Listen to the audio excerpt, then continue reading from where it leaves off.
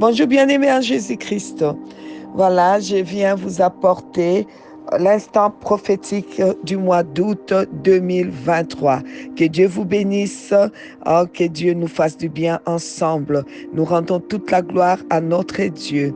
Alors l'instant prophétique du mois d'août a pour thème David, l'homme selon les cœurs des dieux.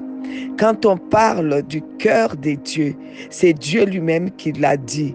Actes des Apôtres, chapitre 13, à partir du verset 21, excusez-moi, ils demandèrent alors un roi. Et Dieu leur donna pendant 40 ans Saoul, fils de Kis, de la tribu de Benjamin.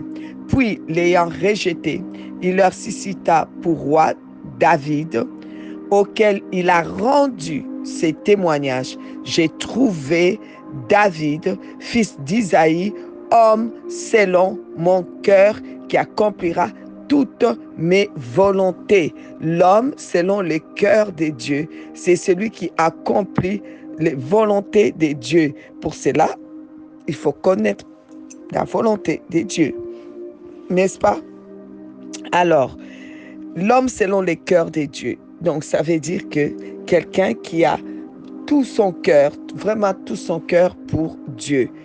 Il est important de savoir que notre cœur doit appartenir vraiment à Dieu en totalité des temps et d'espace. Ça doit être pour notre Dieu. Les cœurs ne doivent pas avoir d'autres préoccupations que notre Dieu. Proverbe 4, verset 22 dit, car c'est la vie pour ceux qui trouvent. Donc, je prends plutôt, excusez-moi, je vais prendre le verset 23. Garde ton cœur plus que toute autre chose, car de lui viennent les sources de la vie. Le cœur est important pour être l'homme ou la femme selon le cœur de Dieu. Il faut savoir garder son cœur pour Dieu seul. C'est Dieu seul qui doit remplir tout ton cœur. Ton cœur ne peut pas être rempli de toute autre chose. Un cœur rempli de haine, bizarre, un cœur rempli d'un autre Dieu, je vais dire, c'est dangereux. C'est très dangereux. Euh, une chose, être être fâché comme quelqu'un, ou bien lui garder, avoir des ressentiments pour quelqu'un pendant un temps. Une chose, de garder la rancune, parce que tout ce que tu gardes dans ton cœur finit par devenir, par prêter la main à un esprit, et ça devient un esprit. Quand la rancune devient un esprit de rancune, ça va prendre la place dans ton cœur. Mais il faut savoir que un péché, on peut tomber dans un péché, on peut pécher, mais que ça ne devient pas quelque chose de répétition, que tu ne vis pas dedans, parce que ça deviendra un esprit.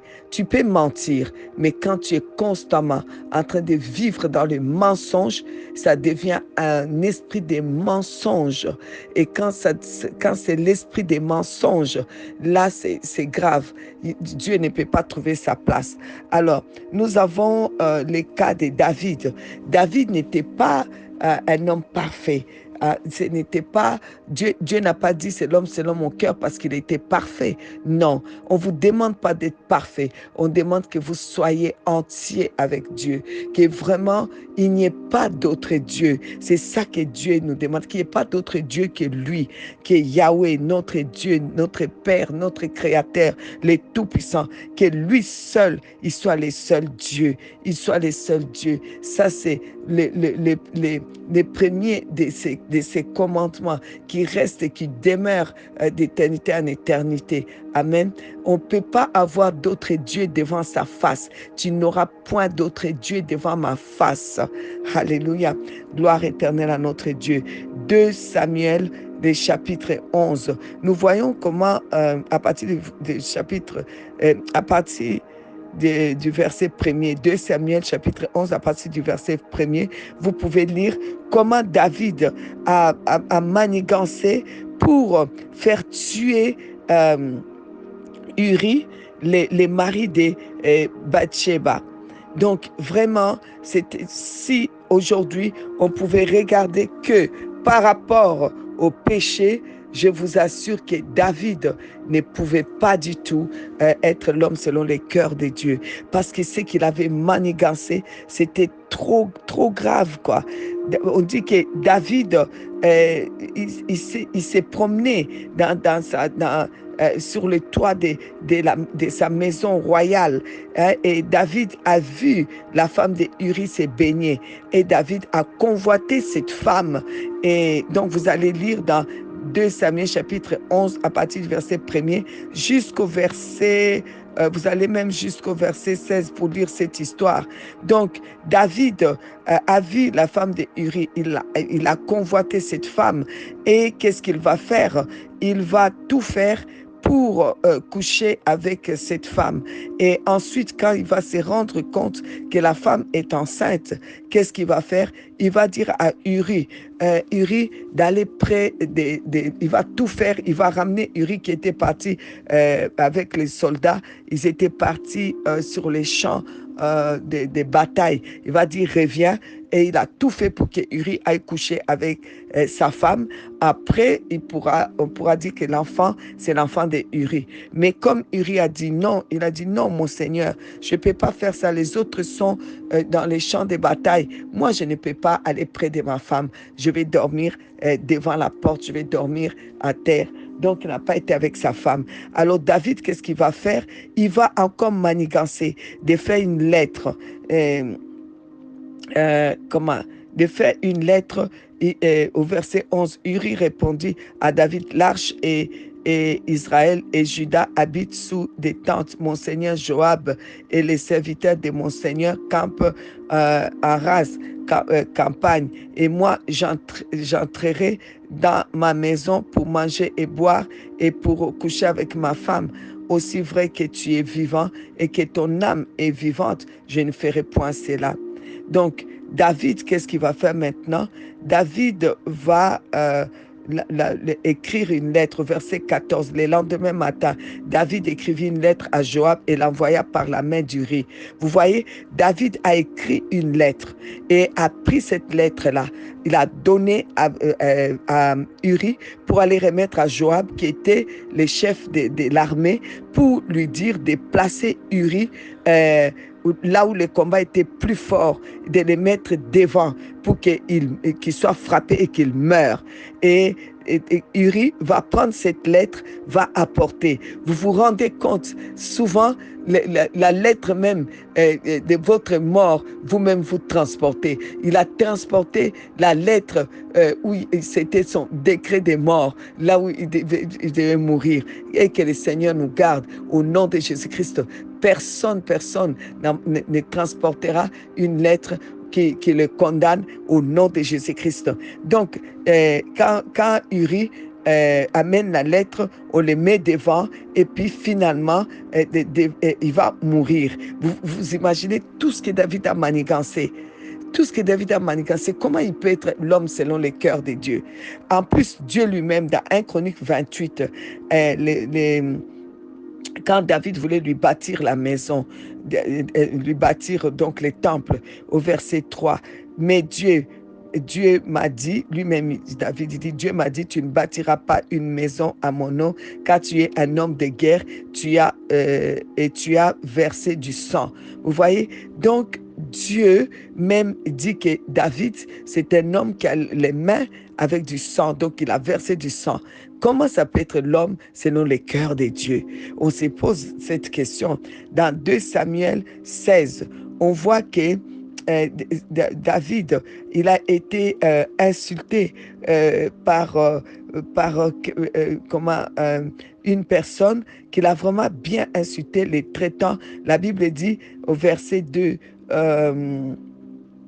dans 2 Samuel 16, au verset 2, le roi dit à Tiba, que veux-tu faire de cela. Tiba répondit, les ânes serviront de monture à la maison du roi. Les pas et les fruits d'été sont pour nourrir les jeunes gens, les vins pour désaltérer ceux qui seront fatigués dans les déserts.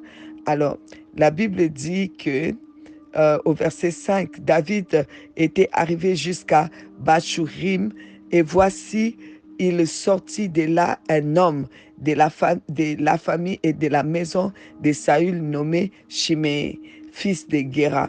Il s'avança en prononçant des malédictions. Il jeta des pierres à David et tous les serviteurs du roi David, tandis que tous les peuples et tous les hommes vaillants étaient à la droite et à la gauche du roi.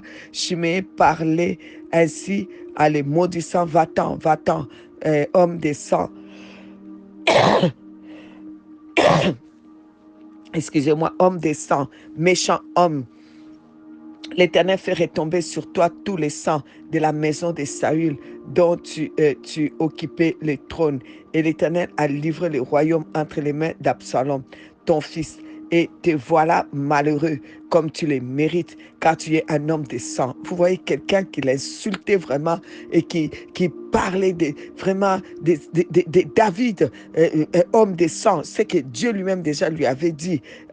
Et la Bible dit au verset 9, alors Abishai, fils de Tcherouja, dit au roi, pourquoi ces chiens morts maudit-il les rois, mon Seigneur? Laisse-moi, je t'ai pris, aller lui couper la tête.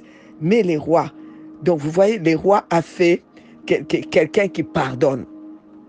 Il a dit, qu'ai-je à faire avec vous, fils de Tcherouja? S'il maudit, c'est que l'Éternel lui a dit, maudit David, qui donc lui dira pourquoi agis-tu ainsi? Donc, il n'a pas voulu qu'on touche cet homme.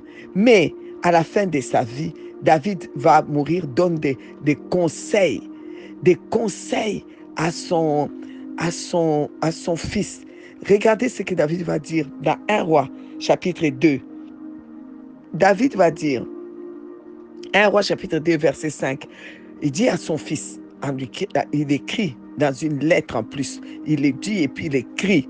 Par ailleurs, il parle à Salomon, tu sais tout ce que m'a fait Joab, fils de Tcherouja. Mais on croyait que tu avais pardonné les fils de Tcherouja. On croyait que c'était fini, que tu ne voulais pas qu'on les tue. Et il dit, et ce qu'il a fait à 2 chefs des armées d'Israël, à Abner, fils de Ner, et à Amasa, fils de Yéter. Il les a assassinés en pleine paix, comme s'il s'agissait d'un fait de guerre. Il a pris sur lui la pleine responsabilité de ces meurtres. Tu agiras envers lui avec sagesse et tu ne le laisseras pas mourir tranquillement de vieillesse.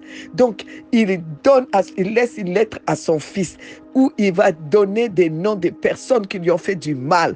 Tel m'a fait du mal. En tout cas, occupe-toi de cette personne. Il ne doit pas mourir de vieillesse. Donc, on va dire, mais David, on croyait que c'était fini cette histoire. Comment David, tu vas encore laisser une lettre comme ça? Qu'est-ce qu'il y a? Donc, on va dire, mais comment il peut être l'homme selon les cœurs des dieux? Mais on a lu dans Actes des Apôtres, chapitre 13, où il est écrit, où nous avons lu que Dieu, au verset 22, dit, puis l'ayant rejeté, donc il leur suscita pour roi David, auquel il a rendu ses témoignages. J'ai trouvé David, fils d'Isaïe, homme selon mon cœur, qui accomplira toutes mes volontés. Dieu a dit, c'est l'homme selon son cœur. Et dans 1 Samuel 13, 14, et maintenant, Dieu lui-même dit à Saül, il fait dire à Saül, et maintenant ton règne ne durera point. L'Éternel, donc par les prophètes, il fait dire à Saül, l'Éternel s'est choisi un homme selon son cœur. Et l'Éternel l'a destiné à être chef de son peuple parce que tu n'as pas observé ce que l'Éternel t'avait commandé. Mais Saül n'a pas pris la femme de quelqu'un. Saül n'a pas envoyé quelqu'un aller mourir pour prendre sa femme. Saül n'a pas gardé les gens qui lui ont fait du mal. Il n'a pas écrit une lettre à son fils. Saül n'a pas, comment dire, Dieu lui avait pas dit que tu es l'homme des sangs. Au contraire, Dieu lui a juste dit, tu n'as pas gardé juste.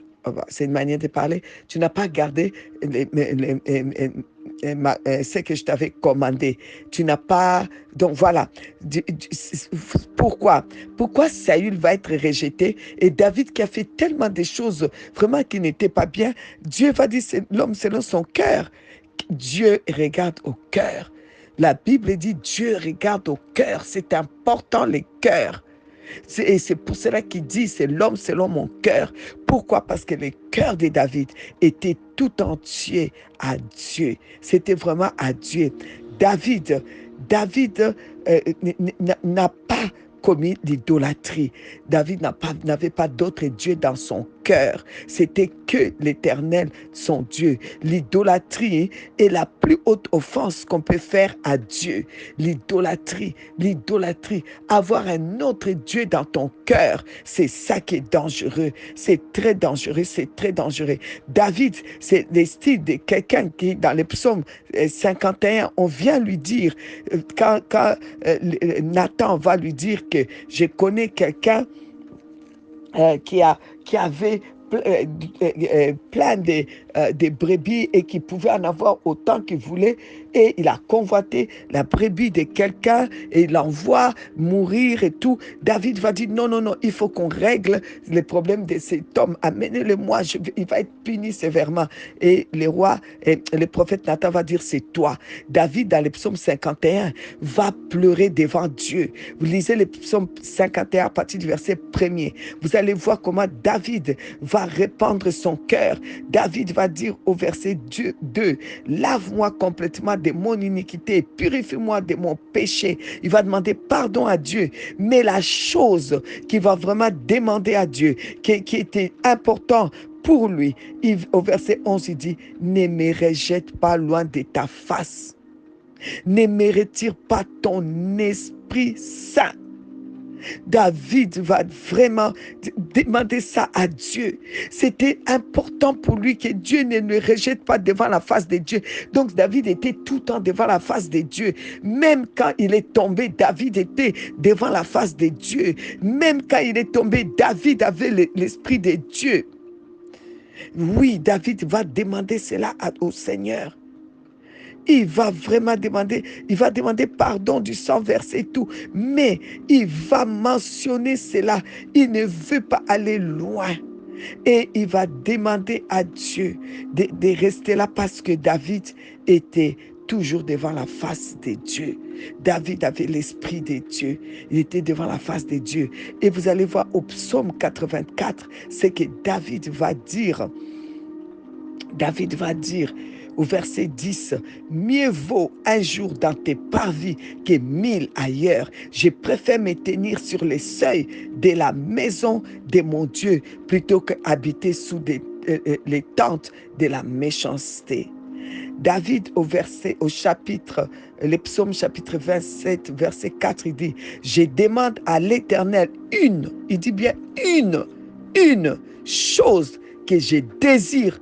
Il le désire, il dit ardemment, je voudrais habiter toute ma vie dans la maison de l'Éternel pour contempler la magnificence de l'Éternel et pour admirer son temple. Donc David, c'était vraiment l'homme selon le cœur de Dieu parce que tout son cœur, c'était d'habiter dans la maison de Dieu, dans la présence de Dieu, de contempler Dieu, de contempler sa magnificence. Il n'a eu qu'un seul Dieu toute sa vie.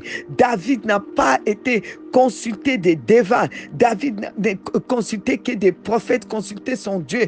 David n'a jamais mis son cœur vers un autre Dieu. David ne s'est jamais détourné de l'Éternel, son Dieu. Donc il était l'homme selon le cœur de Dieu. Bien-aimés, nous ne devons jamais nous détourner de notre Dieu. Soyons hommes et femmes selon le cœur de Dieu. Son fils Salomon, dans 1 Roi 11.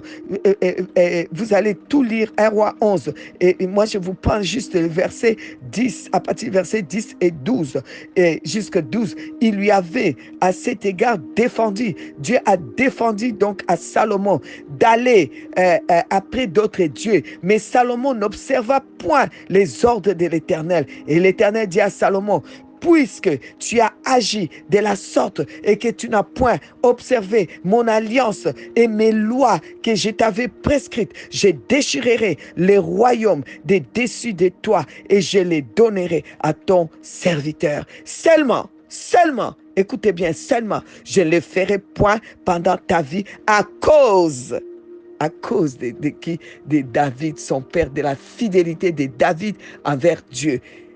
Oui, Dieu s'est souvenu de cette fidélité de David, de son cœur, des cœurs de David qui était attaché à Dieu.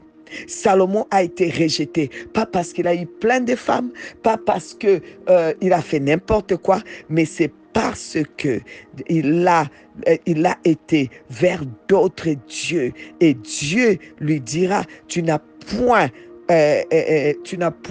observé les ordres de l'Éternel. Quand tu vas vers d'autres dieux, que ton cœur soit tout entier à Dieu. Dieu a dit, parce que tu as agi ainsi, ça veut dire que tu n'as point observé mon alliance et mes lois que je t'avais prescrites. S'il vous plaît, si tu veux vraiment observer l'alliance avec ton Dieu, c'est de rester avec Dieu. On a fait alliance avec lui. Cette alliance a été coupée dans le corps de Jésus-Christ. Cette alliance est couverte avec le sang de Jésus. On a alliance avec lui. On a un seul Dieu. Tu n'auras pas point d'autre Dieu devant ma face. Les commandements de Dieu. Tu n'auras point d'autre Dieu devant ma face. Seulement notre Dieu. Ne mettons pas d'autres dieux dans nos cœurs. Que nos enfants ne deviennent pas nos dieux. Que nos familles ne deviennent pas nos dieux. Que l'argent ne devienne pas ton Dieu. Que ton travail ne devienne pas ton Dieu. Que tu ne puisses pas tellement idolâtrer tes enfants que ça devienne ton Dieu. Que ton mari, ta femme ne devienne pas ton Dieu. Tu idolâtres tellement l'argent que ça ne devient pas ton Dieu. Que les miracles, que ça ne devient pas ton Dieu. Tu suis Dieu seulement pour des miracles, pour avoir, pour obtenir. Tu ne les suis pas parce que ton cœur est à lui. Dieu, il voit ça. Tu suis Dieu seulement pour avoir des succès, avoir un ministère béni, avoir plein de gens. Et tu ne suis pas Dieu parce que ton cœur est avec lui, parce que ton cœur est attaché à lui. Alors, Jésus dit que quand il reviendra et que tu diras, j'ai fait des miracles à ton nom, j'ai fait ceci à ton nom, il te dira, va-t'en, je ne t'ai jamais connu. Si tu veux vraiment que Dieu puisse te connaître, il faut que ton cœur soit à lui. Il faut qu'il soit seul qui occupe ton cœur, que tout ce que tu fais, c'est parce que Dieu est le centre de ta vie, dans le centre de ton cœur. C'est Dieu, c'est lui. Il occupe tous les centres de tout. Il est le seul. Il est le seul. Attache-toi à Dieu. Aime la maison de Dieu. Aime Dieu de telle manière que tout ce que tu as, c'est parce que tu veux faire la gloire, tu veux rendre la gloire à Dieu. Oui, l'homme selon les cœurs de Dieu. Je ne veux pas dire que maintenant tu dois faire tous les péchés du monde pourvu que tu t'attaches à Dieu. Non, aujourd'hui nous sommes sous la grâce. Jésus est déjà venu. Il a pardonné nos iniquités. Personne ne peut encore le convaincre du péché. Donc, si ton cœur est attaché à lui, tu ne seras pas plongé dans une vie de péché parce que c'est de l'idolâtrie. Tu ne seras pas plongé dans une vie de haine parce que c'est de l'idolâtrie. Tu vas tellement convoiter, tu vas tellement adorer cette haine et caresser cette haine que ça deviendra comme un Dieu dans ta vie. Alors, nous n'allons pas vivre dans les péchés. Nous savons qu'on peut tomber dans les péchés. Ça peut arriver, même si tu dis que tu ne vas pas mentir, tu vas arriver demain, tu vas mentir. c'est pour cela que vraiment, le plus important, c'est que la lumière, tu sois attaché à ce Dieu qui est lumière, afin que les ténèbres ne puissent pas demeurer en toi, afin qu'aucun Dieu ne puisse dominer dans ta vie, aucun Dieu, parce que le péché peut devenir un Dieu que tu idolâtres. La cigarette, la drogue, ça peut devenir l'alcool, ça peut devenir le sexe, ça peut devenir de l'idolâtrie, des idoles dans ton cœur. Alors s'il vous plaît, attachons-nous à notre Dieu, que tout notre cœur soit à lui, qu'il soit tout pour nous, que vraiment il puisse nous regarder et dire, c'est l'homme selon mon cœur, la femme selon mon cœur. Que Dieu vous bénisse. Père, merci pour ces hommes et ces femmes selon ton cœur, au nom tout-puissant de Jésus-Christ. Que Dieu vous bénisse. Amen.